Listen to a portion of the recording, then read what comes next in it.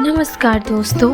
कई बार जीवन की कठिन राहों पर हम थक जाते हैं तो एक शक्ति होती है जो बिना कहे बिना मांगे हमारे जीवन को बदल देती है।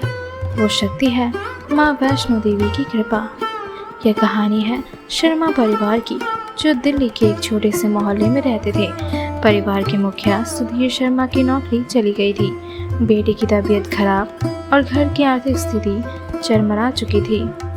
पत्नी रेखा शर्मा ने एक दिन मंदिर में जाकर माँ वैष्णो देवी के सामने सिर झुकाया और बोली, माँ अब सब कुछ तेरे भरोसे है, तू ही रास्ता दिखा। उसी दिन पड़ोस की एक बुजुर्ग महिला आई और बोली, बहन कटरा जाकर माँ के दरबार में प्रार्थना करो, माँ सब संभाल लेंगी। रेखा के पास पैसे नहीं थे, लेकिन उसने ठान लिया अब बस माँ का दरबार ही अंतिम सहारा है।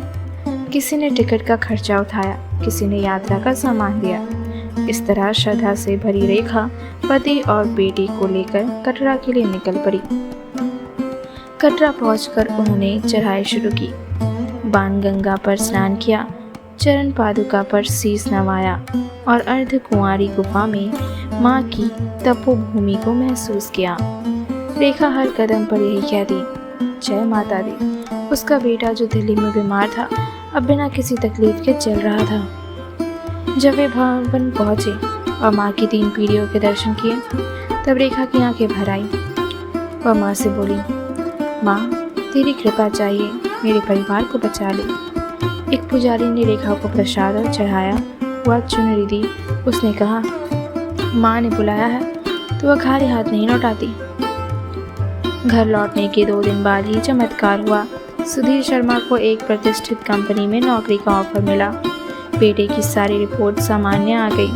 रेखा की आंखों से आंसू रुकने का नाम नहीं ले रहे थे। वह बोली, माँ ये तेरी कृपा है, मैंने तो कुछ मांगा भी नहीं, तूने सब दे दिया। अब शर्मा परिवार हर साल माँ के दर्शन के लिए जाता है। हर शुक्रवार को घर में माँ की आरती होती है। रेखा मोहल्ले की महिलाओं को माँ की कहानियाँ सुनाती है और बताती है कि अगर मन में विश्वास हो तो माँ की कृपा ज़रूर मिलती है। दूसरी कहानी है एक बुजुर्ग दंपति की, जो 20 साल पहले अपने बच्चे को खो चुके थे। हर साल वो माँ वैष्णो देवी के दरबार में प्रार्थना करते थे, माँ एक बार बस उसकी खबर दे दे। एक दिन भवन में भीड़ में एक युवक ने उन्हें आवाज़ दी, पिताजी। वो लड़का वही था, उनका बेटा, जो बचपन में खो गया था और किसी एनजीओ के माध्यम से पड़ा हुआ था। माँ ने 20 वर्षों बाद उन्हें फिर से मिला दिया। कौन कहता है कि माँ की कृपा नहीं होती? माँ की कृपा केवल धन, स्वास्थ्य या नौकरी नहीं होती। कभी वह मन की शांति, कभी टूटे रिश्तों को जोड़ना, कभी अंधकार में उजाला लाना और कभी खुद की पहचान से मिलवाना होती है।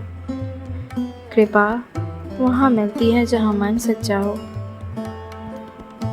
हर भक्त की माँ से अपनी एक कहानी होती है। कोई कुछ मांगता नहीं, लेकिन माँ सब जानती है। कई बार माँ बिना कहे भी दे देती है, क्योंकि वह माँ है और माँ अपने बच्चों को समझती है। तो दोस्तों, अगर आपके जीवन में कोई ऐसी समस्या है जो किसी से नहीं सुलझती, तो एक बार सच्चे मन से माँ वैष्णो देवी को याद कीजिए। आपको खुद महसूस होगा माँ की कृपा क्या होती है, क्योंकि माँ जब देती है तो ज़रूरत से ज़्यादा और समय से पहले देती है। एक बार हाथ जोड़कर कहिए, जय माता दी।